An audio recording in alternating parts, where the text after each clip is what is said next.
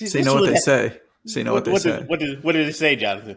They say you better lose yourself in the music the moment you own it. You better never let it go. You can only get one shot. Do not miss your chance to blow. This opportunity comes once in a lifetime. You better lose yourself in the Oh my music God. the moment the soul's That's enough. escaping through the head that is gaping. The world is mine for the taking. Make me king.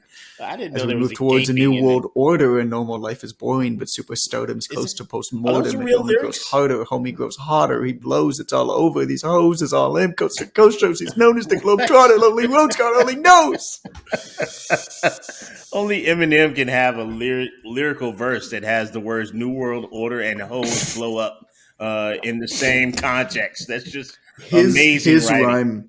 Oh my god, his rhyming scheme and his writing is elderworldly. It It's is. it's ridiculous. It's ridiculous on like several. I'll share a story with you, John, that corroborates what you're saying. Is that the right word? Corroborate. Corroborates.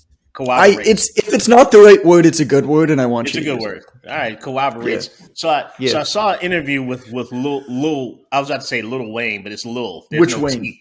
Is it Lil The Wayne? Lil one. It's not little. It's Lil.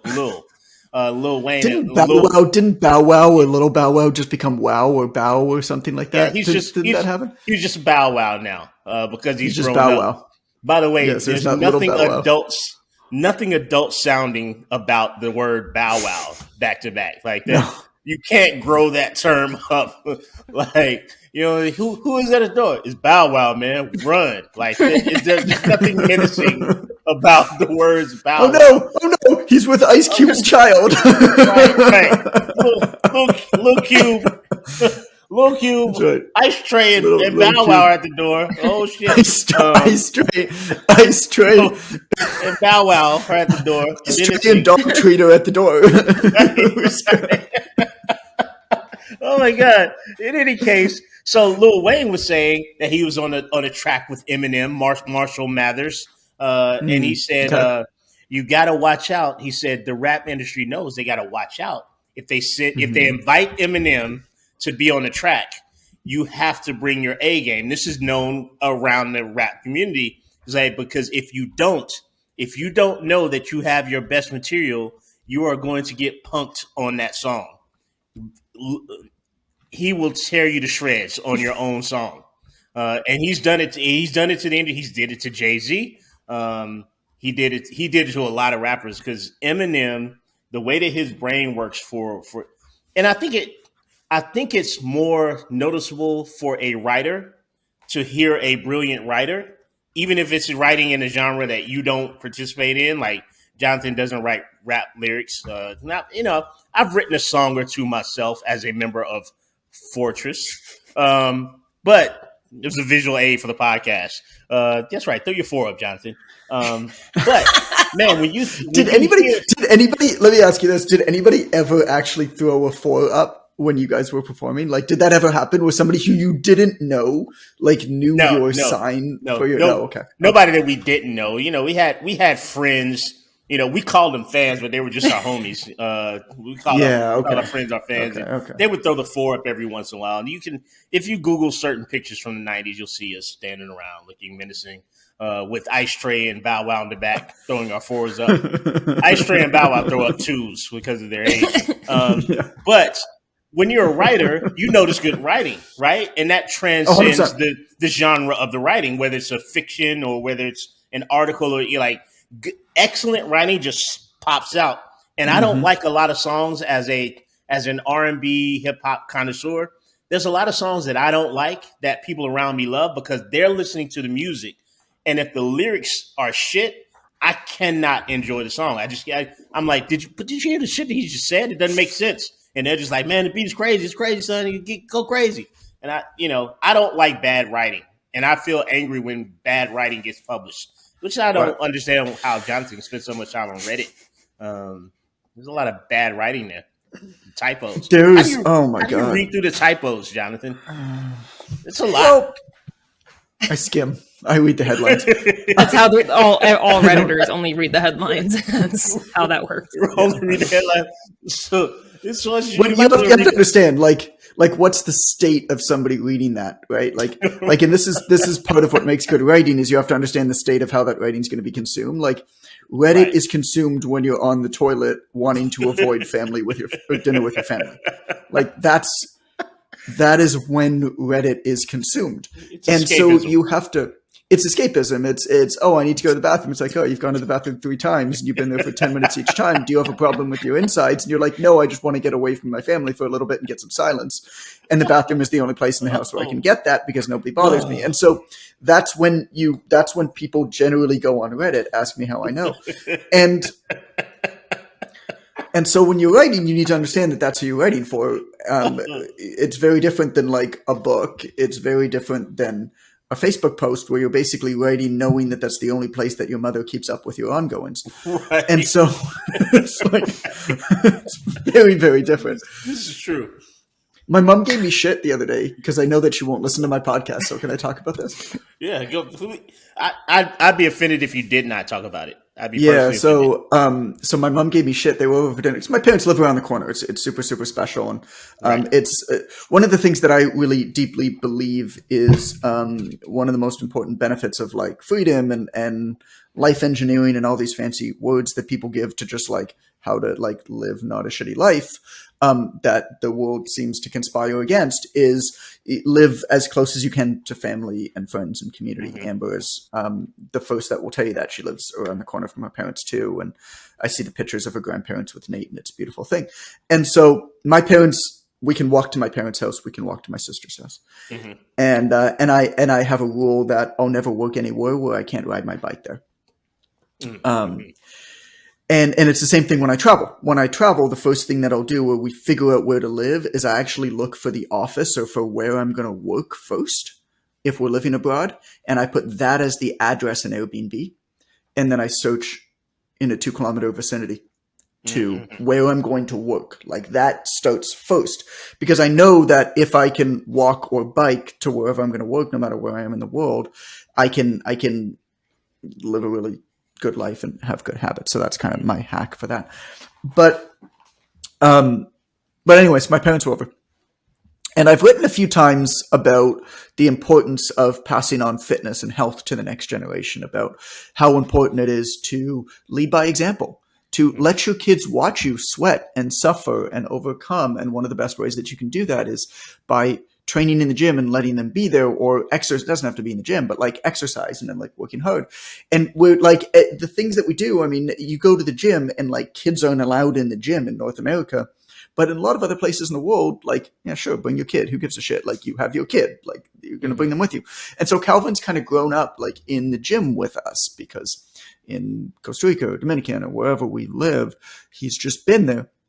And I'm very passionate about this point, about how important it is that kids actually see their parents, particularly mothers, if it's a female. But, for me, obviously I have 2 boys because I'm man enough to make boys. I make fun of a buddy of mine who's like, I make fun of a buddy of mine. It came from, you know what it came from? Kevin Hart and The Rock. Have you ever followed like any of their stuff, any of their interviews that they do together? Hilarious. They're hilarious. So funny, funny in interviews. Kevin Hart just looks at, because The Rock, I guess, has a few daughters. I don't know. Right. But Kevin Hart just looks at him. He's just like, oh, that muscle, and you can't even make a boy. Some good bad anatomy there. Their press junkets are better than the movies that they do together. Just follow 100%. The press tour. Like, seriously, if you guys are out there, stop listening to this because this is shit. Stop listening to this right now. Go to Google and just type in Kevin Hart, The Rock interview. And let the tortilla challenge was the best. It was so funny. That was great. Yeah. The tortilla challenge was good. So good. So good. I liked the one where there was a reporter, and then of course Kevin Hart and The Rock were sitting on the other side of it, and the reporter goes to Dwayne Johnson, goes to The Rock, and it's like, oh, I heard that you just bought your mother a house. Oh, that's so sweet. And Kevin Hart just looks at him and he's just like, so sweet. He's got $1 billion. No, Mom. No, now's not the time. Now's not the time. No, like Mom, can't afford it. It's like $1 billion later, you buy your house. It's like, wow, good job. Mom, you can finally move out of the apartment. Kevin says it's about damn time. It's about time. Yeah, $1 billion later. Way to go. Way to go. Way to go. You got your mom out of that. You got your mom out of the projects. Good job. Good job. Hilarious. Oh my God. They are so. I would watch a show of them just being interviewed by like the world's top broadcasters. Like set them up with like Barbara Walters, and then next week have like Tom Jennings, and then next week have Oprah interview him. Like just let him go. Who's the guy in London? The noob. He's hardcore, but I can't remember his name. Pierce something Pierce. You know who I'm talking about? Yeah, I know who you're talking about. I keep wanting to say Pierce Brosnan. Obviously, that's not it. But I know who you're talking about. The only thing I want to say is Pierce Brosnan because he's awesome. By the way, 6 Degrees, he was in the movie with Kevin Hart. With Dwayne "The Rock" Johnson, the Black Adam film.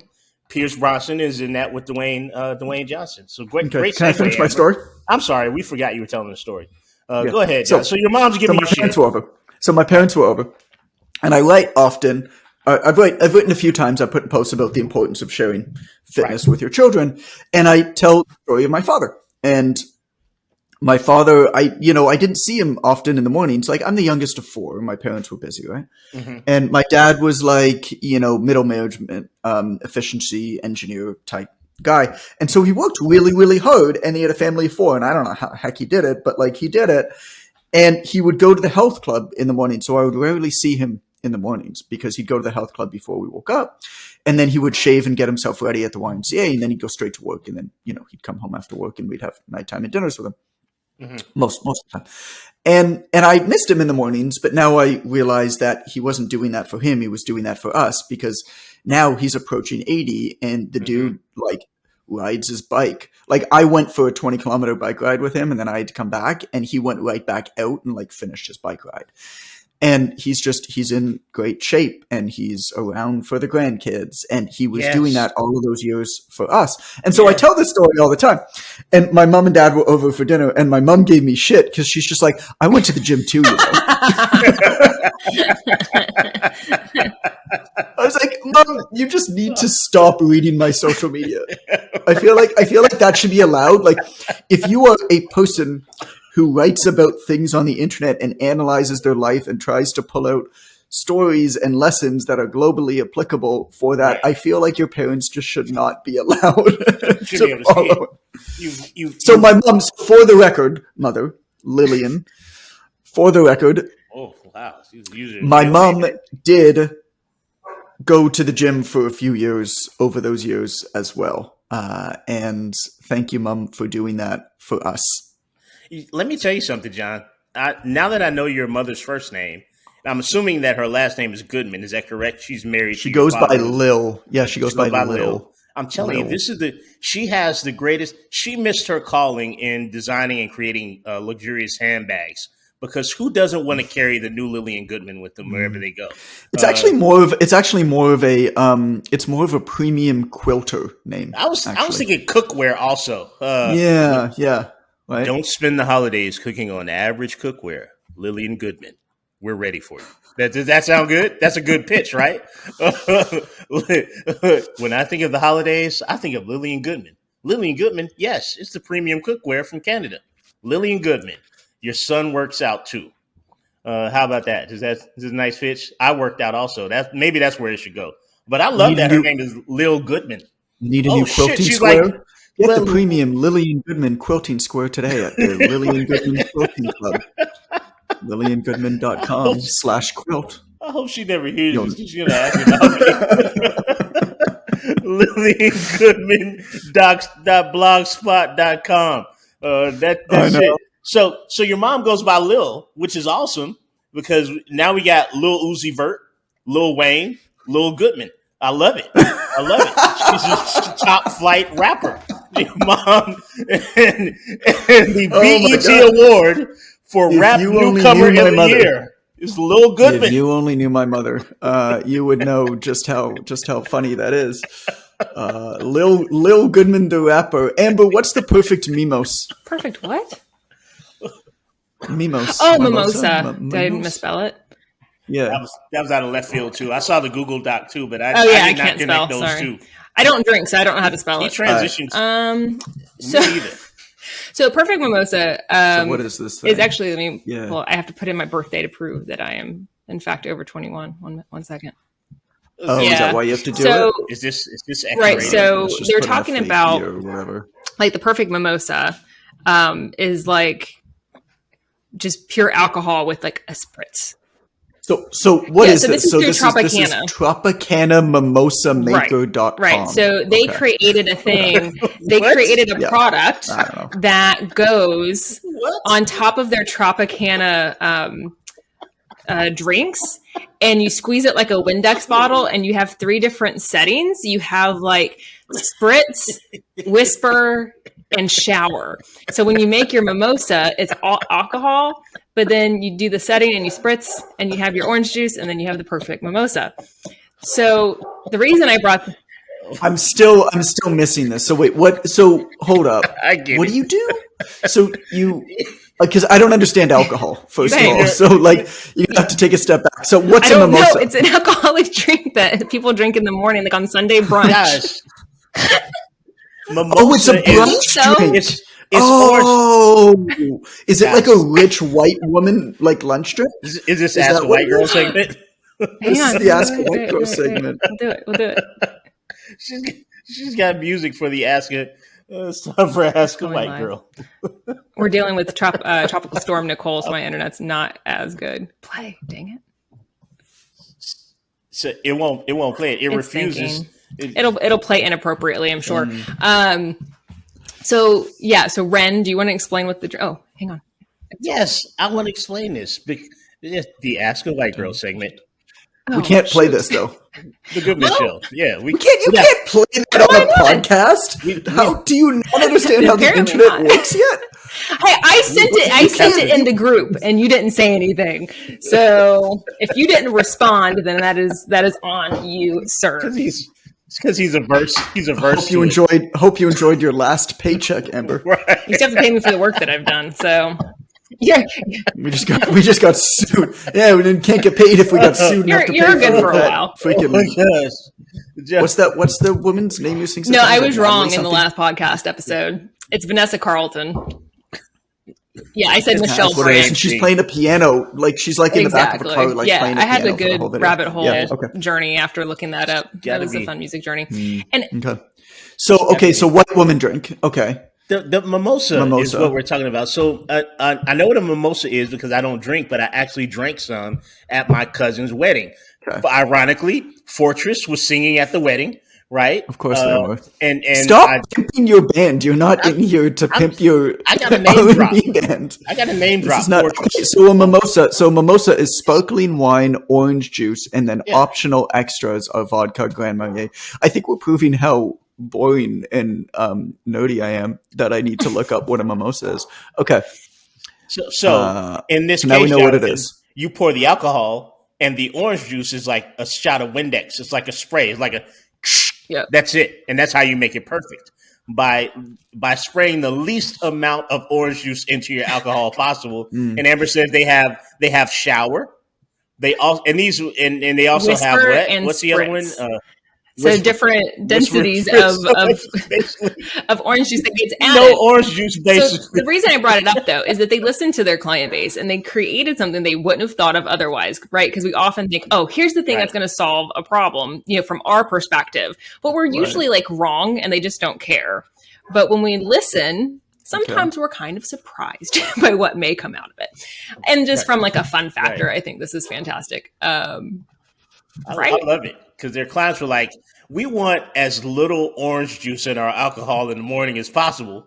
Can you help us regulate that? And they're like, well, we'll put it in a spray bottle for you and barely eke out an eighth of an ounce of orange juice just so you can say it's not alcohol. And think about the shareability factor too, right? Like this is silly, but it has this is totally right. And I identify with this. This is something that's really easily shareable.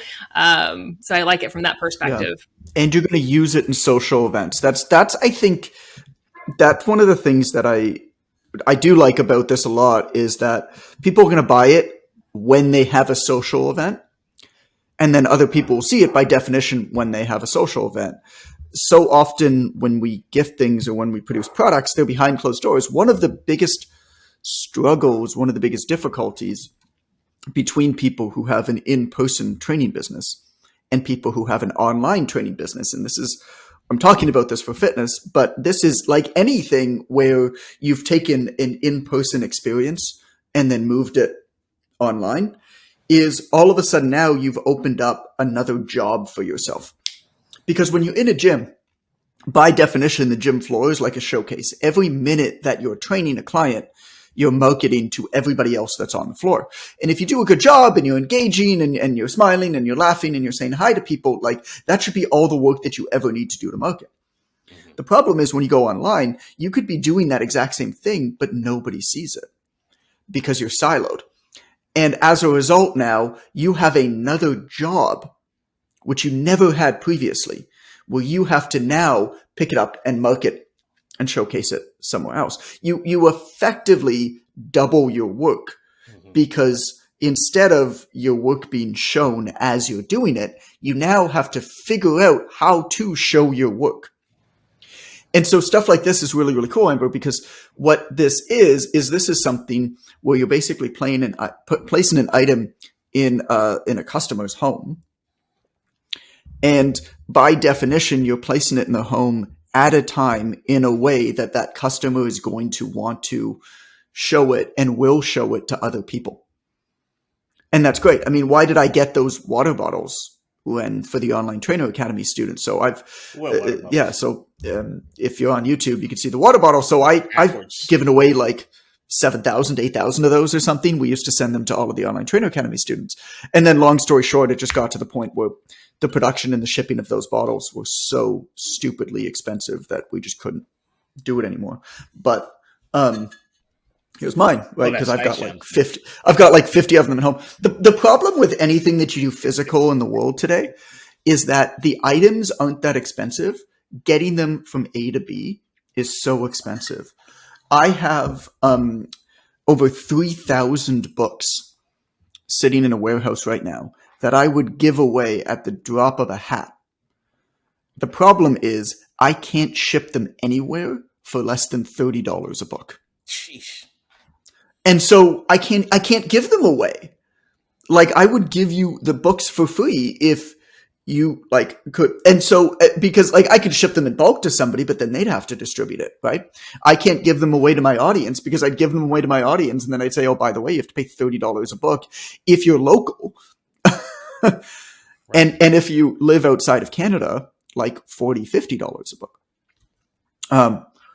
And so anyway, neither here nor there, but the reason that I decided to do these bottles way back when was similar to what Tropicana is doing. Tropicana wanted to find, my guess is they wanted to find a new market for the orange juice.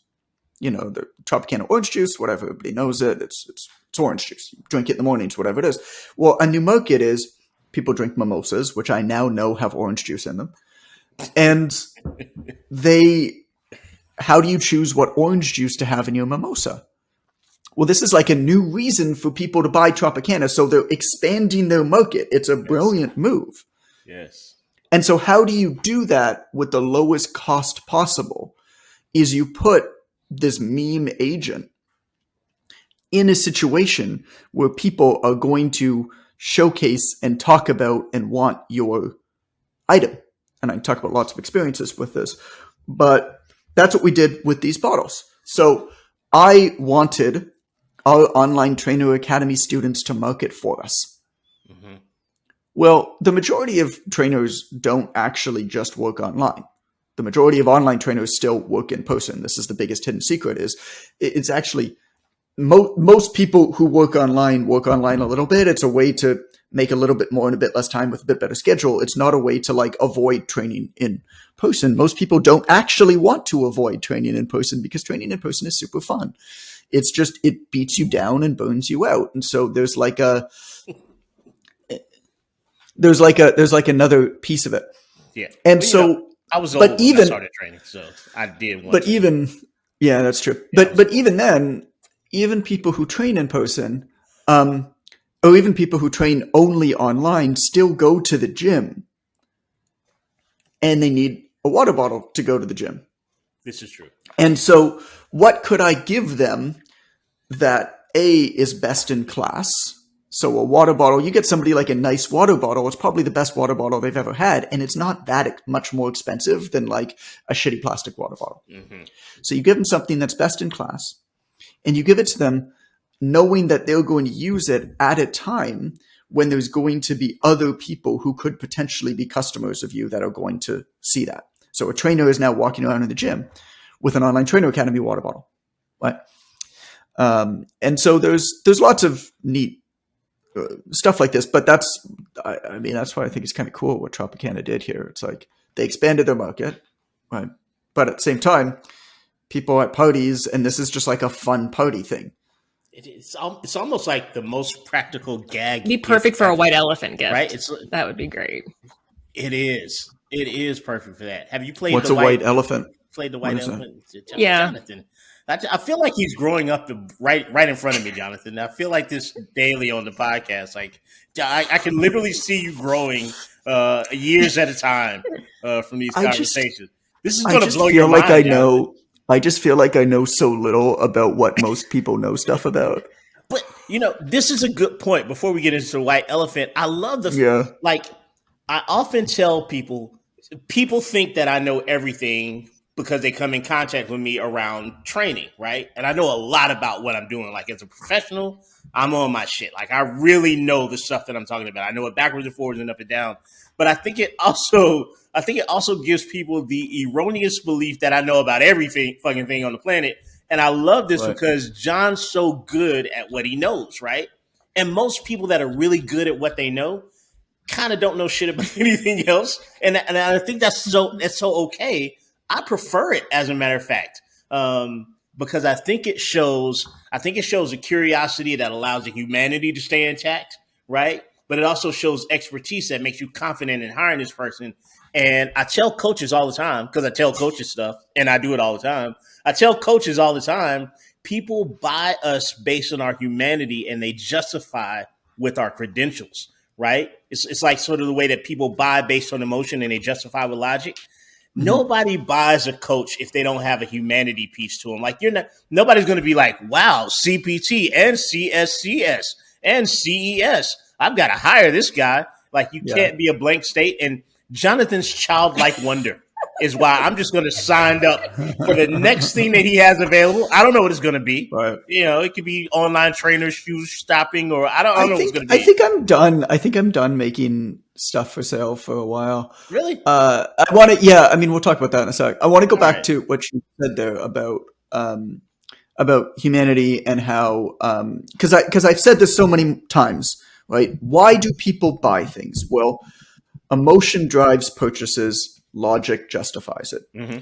So an emotional decision is always going to drive a purchase. I feel like I have some connection or affinity towards this person, and or I feel like this person is going to help me become the type of person that I want to become as a result of buying this thing.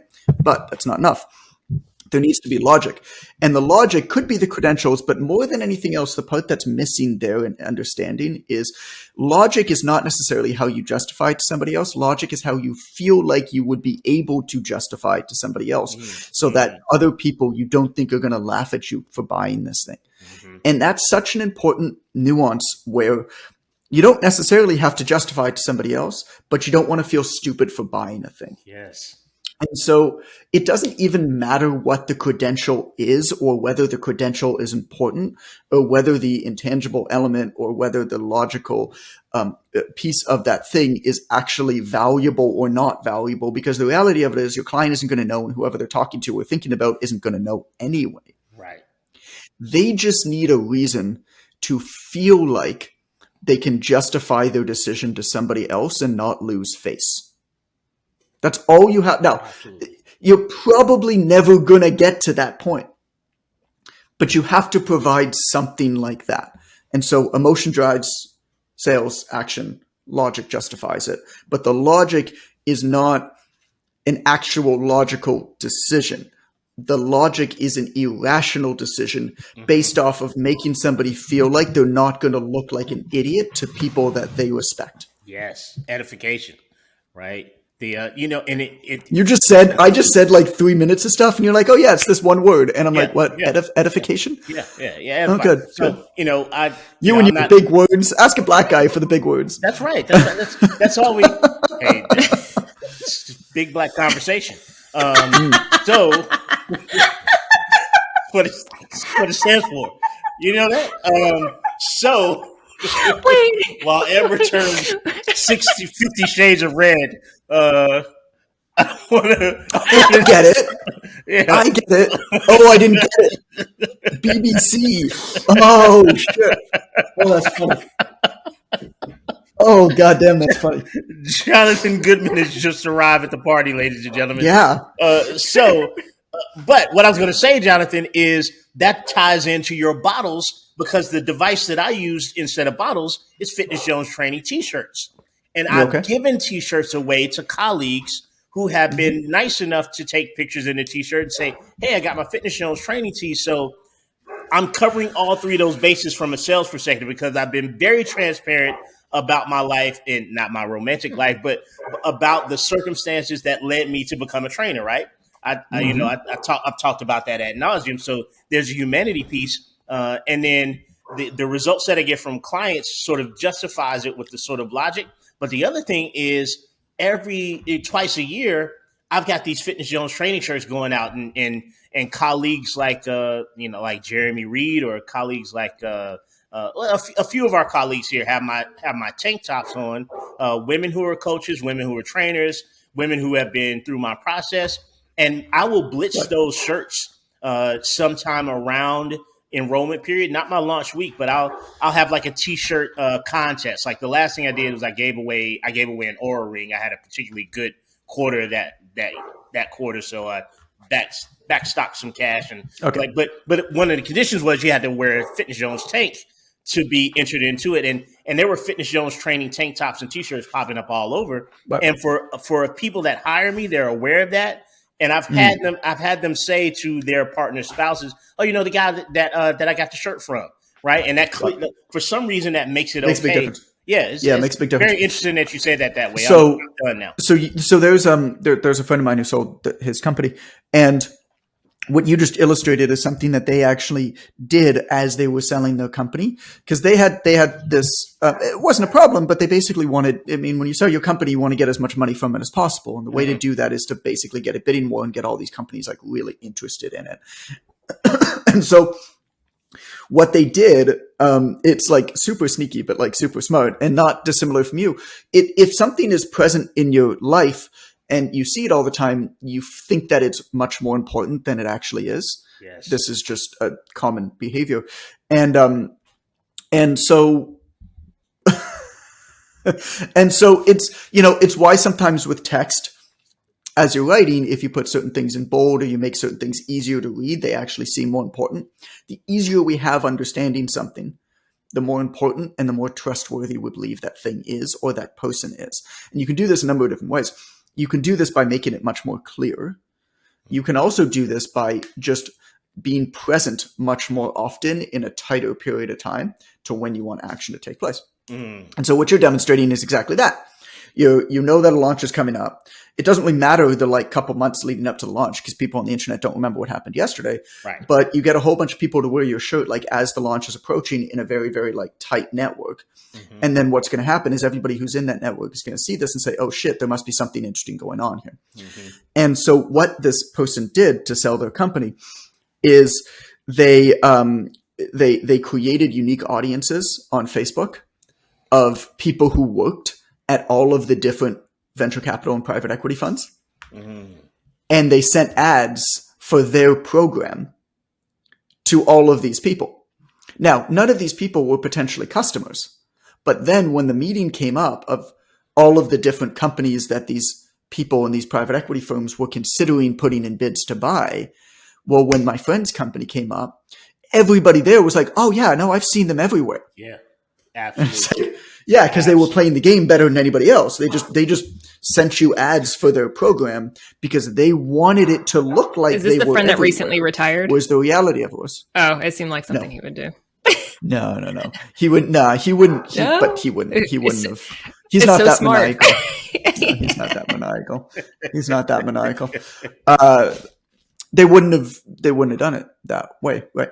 And so anyway, so they did that. But I'll tell you when we did this. We did this with the Online Trainer Academy years back. And so we were doing the launch of the Online Trainer Academy. I don't know, it's probably like 2018 or 2019 or something like that. And I basically identified, I'm like, okay, this is the right type of coach for this program. And so we got on the phone with a bunch of them and we asked them, we're like, who are 3 to 5 of the top industry leaders that you respect? And then we identified a few common themes. Mm-hmm. So a few people. And we went to those people and we offered them really, really great affiliate deals. And I mean, I knew most of these people anyway, so like that was the advantage. But we went to them and I said, here's what we're going to do. You don't have to do any work other than basically click approve to give us approval to run ads through your page on Facebook and Instagram. And then we do everything, right? So we're going to run ads through your page. You could approve them if you want, but like, here's what they're going to be, basically. We're going to run ads from your page as if they're coming from you, but they actually run through our ad account, so we pay for them. So we'll pay for all of the ads. They're going to come through your page. They're going to help grow your page. And if anybody buys through this, we're going to give you a big commission. Mm-hmm. And if you just do that through one person, could be good. But what we did is we strategically did that through 5 different people that we knew our ideal customer followed ideally at least 3 of them. Right. And so then they're like, well, all of the people that I respect the most in the industry are all sharing this thing. There must be something there. And the combined effect of that was really, really strong. Right. And so that's effectively what you did, Ren, too. Yeah, you have your network, right, of these people who you think are going to be right for your program. Right. Well, they only, like, if somebody sees 5 different people wearing your shirt within like a 2-day period, and then they see you promoting their program, they're going to think your program is way more important and valuable than it actually is. And that is the case because I am just not that valuable, generally speaking. No, I never said that. I mean, when I said more valuable than it is, it might mean that you're super valuable, but they're still going to think that you're more valuable. I mean, I was, of course, making it sound like you were. 60% of my program is jokes from old movies. But I saw some of those affiliate ads. You know, I'd long since been through the OTA by that point. But I did see some of those because of the people that I follow who are coaches, who I believe are good coaches. But one other thing I want to just throw out there for the listening audience, man, just never underestimate the power of a T-shirt. Like it's hard for someone to refuse a free T-shirt. There are some people that I can't get in contact with because I'm just not on their peer level. I'll send them a message. They'll just never see it. That's one thing. But generally speaking, I have never reached out to somebody and say, hey, man, love your stuff. Can I send you a free T-shirt? And if you want, post a picture of it. I have not ever had somebody say, I don't want a free T-shirt. Like this industry is full of T-shirt junkies, right? You know, it's not hard to give away a T-shirt. And it's not. Now, I mean, yes, but I don't want this just to be about T-shirts, and it's got to be a good fitting T-shirt. That's exactly right. So I've gotten a bunch of free T-shirts and shirts and stuff like that. None from you, mind you, I've gotten a whole bunch of. Don't expect one. You could buy that shit. I've gotten a whole bunch of free T-shirts and stuff like that for people, and I'll tell you that. I mean, I wear a lot of them working out, but do you work out, John? Yes, but do you get a pump? For the most part, do you get a pump when you work out? Are you pumped right now? Do you have a pump? For the most part, what I'm doing is I'm wearing the T-shirts that fit well. Right. I don't understand. Absolutely. What are we making fun of me then? I just want to know if you had a pump. But this is the truth. Like, first of all, if you got a Gildan T-shirt, don't contact me. Don't send me a Gildan T-shirt ever. Just don't do it. I don't want to hear about it. I don't want to see it. I don't want to waste my life opening a package that has a cheap family reunion or church cookout T-shirt in it. I don't want that. Second, I gave away quality shirts. This is an absolute truth. Now, the benefit for me is I have a retail background. So amongst other things that I did in my life, I worked my way through college doing women's retail. I actually worked at a 9 West shoe store for women, and I worked selling women's like denim products at a major, like a Macy's. You were a shoe store guy? I was the Al Bundy of North Carolina. So I understand good. And my the t-shirts fit so well, and it's a next level Embella. Next level Embella canvas, 2 best t-shirts you can buy for printing. My tank tops fit so well that women started calling them the world's greatest tank top, and that's what I sell them as now. I transitioned that to my business, and my Facebook group for my clients is called the World's Greatest Clients. I did a 7-day challenge. Guess what it's called? The World's Greatest 7-Day Challenge, and it's all predicated on the fact that as Jonathan said earlier, I delivered a high-end product in a low-bar category. I think what you're demonstrating here is just how easy it is to leverage absolute bullshit in your marketing. 100%. 100%. Because only one person ever needs to say, yo, this is the world's best t-shirt. And then you just smack that quote and everything. Roll with it. There was a coffee shop I worked at for a while when I wrote how many books did I write, man? I think there were 11, John. Yeah, 11. Yeah, when I wrote one of my books, there was a coffee shop I worked in all the time. It was called the Mad Bean Cafe. It's in Toronto. Great. It was a great coffee shop by the gym. It's still there, I think. I just don't live there anymore. And they had a big sign out in front. And it said, Toronto's best Americano, in quotes. Mm-hmm. And so I asked him, I was like, Brian, like, that's super cool. Like, Toronto's best Americano, was there a contest or something? He's like, no, somebody came in one time and said, wow, this is Toronto's best Americano. Call the printer. We need to get this up in the store.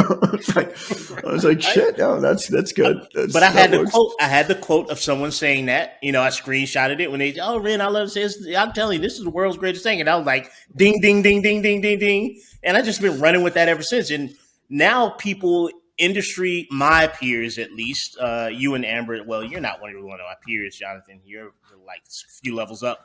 Amber's probably a few levels up too, but I just like her better. But, besides the two of you, most of my peers, they'll buy that tank or they'll buy that. I got male trainers that want the t-shirt, and I wear them all the time. For the people out there listening and you're doing business stuff, like brand your business, take pride in what you've built, right? Like, just, I don't know. This goes back to what we were talking about yesterday. I'm going to save you here. This goes back to I got no idea where I'm going. This goes back to what we were talking about yesterday, which is the podcast last episode, which I don't know when that went live, but we were recording 4 this week, which is way too many to record in a week. And this is the last day that we're doing it. And last time we're doing it to get ahead of the spurt. But I think 2 a week is good, guys. Like, I love y'all, but 4 times a week is too much. And so, agreed. And this goes back to what we were talking about last episode, which is whales and minnows. For you, expensive. If you're going to do it, fucking do it. Or don't do it. Get in, make your mark, or don't show up. Now, the corollary to this is, if you're not quite sure yet whether you want to do it, the best way to figure that out is to get a customer. Mm-hmm. I got a question. I'm doing an Instagram Q&A thing, which I haven't done in like a long time. So I'm doing an Instagram Q&A, and the person's like, oh, what are all the steps to like get started online training? I said, step 1, register for your free Quick Coach account. Step 2, get a client. Step 3, figure out the rest. Figure it out. And the reason for that is quite simple. You will overthink every single step, and you have absolutely no idea what the answer is, and nobody is going to be able to tell you the answer, and you're just going to consume information and second guess yourself, and it's going to be years that are probably going to go by before you actually take any real action. I have a friend who wanted to learn how to play guitar one time, and he told me the story, and he said, I really wanted to go learn how to play guitar. And so in order for my friend to learn how to play guitar, he did what everybody did. He went on YouTube, he bought all these guitar books, he studied guitars, and then he sat down one day and 6 months had passed, and he says, I haven't picked up a fucking guitar yet. So he went to the store, he bought the cheapest guitar, he flipped on a tutorial on YouTube, and he started plucking away. How you learn something is you start doing that thing.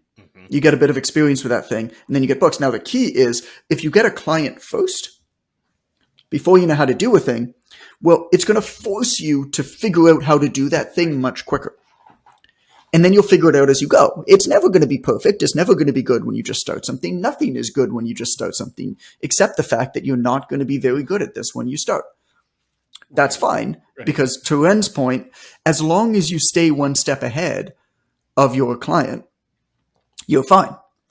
A first day, I mean, your example the other day, Ren, was great. Like a first day firefighter who knows how to put out a grease fire is going to be a very welcome addition to somebody who has a grease fire in their house. Nobody asks them whether it's their first day. They know how to solve that one problem. Now, he might get laughed at by the other firefighters. Right. But who gives a shit? He put out your fire.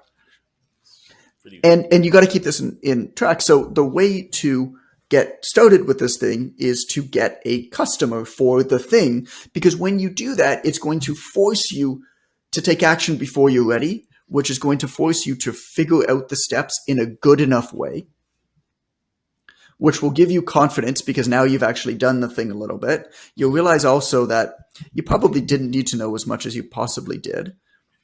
And also, you'll figure out much quicker where the actual gaps are in your knowledge versus where you think they are. That's a big one. I mean, there are some books that I'll read just because they're general interest. They're just topics I'm interested in. So I'll go with in crazy, intense. So over the course of a month and a half, I read 7 books on artificial intelligence and possible job displacement.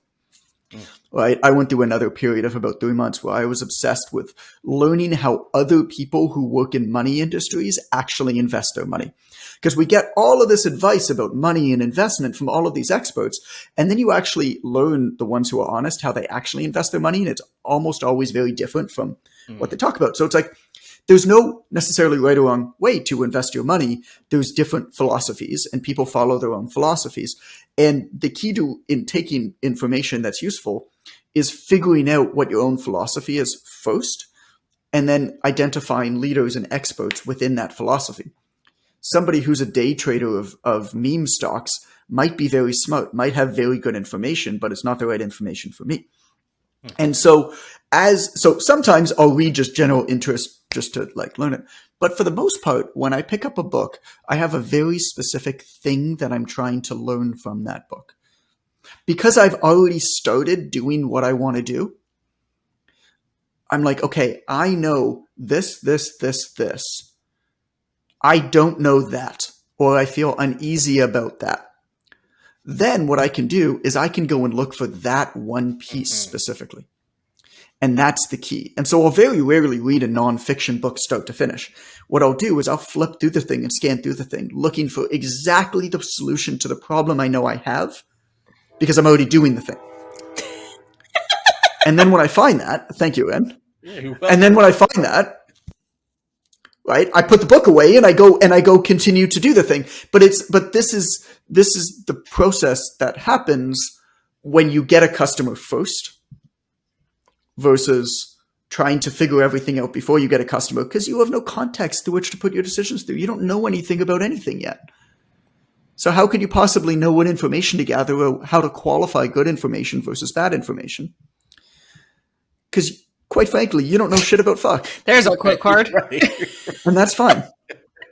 And that's perfectly fine. And admitting your own ignorance, admitting the fact that you don't know shit about fuck yet, is one of the most powerful things that you can do as a human who's trying to get better and trying to improve at a certain thing.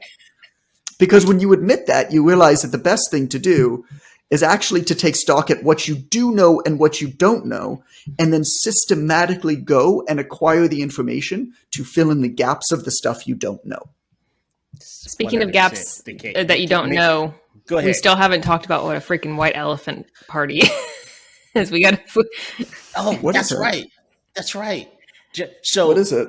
I'm just going to talk about what white elephants are, and then Amber can describe the party. But the white elephant. I've ridden an elephant. If you guys ridden an elephant, I've never been that close to an elephant. Well, it's not comfortable. I saw one. It's slightly more comfortable than riding a camel. Riding camels suck. It doesn't seem like. It seems like you'd have to have really good hip adduction. You do. Oh my God, you do. It's not made for 5'4" stocky guys with tight acetabulums. This is like giving a whale a tic tac. But the white elephant. So white elephant traditionally was, a a gift from one country to another country that had elephants and the country that didn't. They give them the country a white elephant, and then the receiving country has no idea how to maintain it, so it ravages their environment. They can't feed it. It's sort of a historically accurate, what do you call them, apocryphes? But that's the origin of white elephant. The second evolution of white elephant was like these stadiums that the Olympic Committee would leave in countries where they could not maintain the stadiums, football stadiums. They call those white elephants. But the third thing is a gifting process where it's like almost like Secret Santa. And I'll let Amber. It's like Secret Santa, but it's like Secret Santa for like really annoying gifts. Yes. Like what it says here is the goal of a white elephant gift exchange is to entertain partygoers rather than to gain a genuine, uniquely valuable or highly sought after item. The term white elephant refers to an extravagant, impractical gift that cannot be easily disposed of. There you go. I like white elephants. I'm going to host a white elephant party. So usually everybody comes and they put the wrapped gifts on a table, and everybody draws a number, and you pick a gift from the table. Okay. And a gift, and before you pick a gift, you can either choose to pick a gift from the table, or you can choose to steal a gift someone has already opened. But a gift can only be stolen up to 2 times. Once it's somewhere, it's done after that. Okay, so hold up. So when it's my turn, you pull straws or whatever it is to figure out the order, right? So when it's my turn, I can go to everybody who's already opened their gift and be like, I want yours. Choose from the table. I like those mugs or whatever, or I can choose from the table. And so anybody after me could but once the gift has been stolen twice, it can't be stolen anymore. Oh, it is. Strategy involved. Yeah, I wanted to get Coke used to produce a product called the Beverly, which is an Italian Coke product that tastes like nasty medicine. I have looked for years trying to find this to have as a white elephant gift, and I have not. I think they stopped producing it. I think I finally figured it out. I was really upset about this, but weird gifts are my thing, and so I'm just dying for having things in stock. It's strange how this lit up Amber's world so much when we got to this section of the podcast. If it's weird, I'm in. There's something.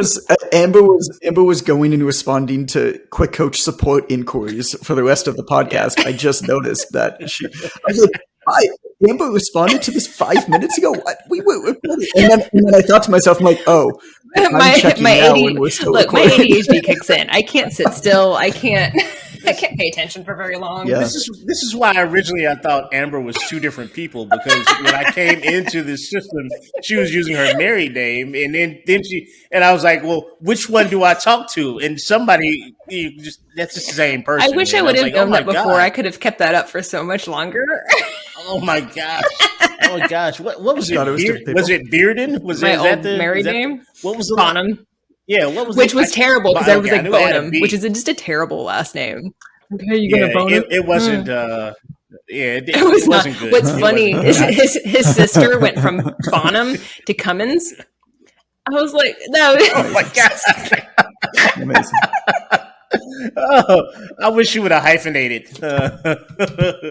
Boner Cummins. I mean, I know a guy whose name is BJ. That's Hodick. Unfortunate. But yes. His name is quite literally BJ Hode. Just roll with it. Why do I just roll with it? He's like reasonably well known. He's a chiropractor. Okay. You can look him up, and so he's like reasonably well known and has a brand online and stuff like that. And every so often, he'll just like post on his Facebook or something like that. You're just like, well, gonna be one of those days, and like some like meme site has caught wind of it, and it's just fantastic. Yeah. I love it. That's the white elephant, Jonathan. I have no idea what else we were talking about. Is the show over now? Is it done? I think so. Have we? I think we hit our peak. Play the jingle. Play the jingle. Do we have a jingle? No. Do we have a jingle? We got no jingle. We don't. I don't think we need the level of excellence that we are producing here. Doesn't require a jingle. This is the Jonathan Goodman Show. Goodman Show. This is the Jonathan Goodman Show.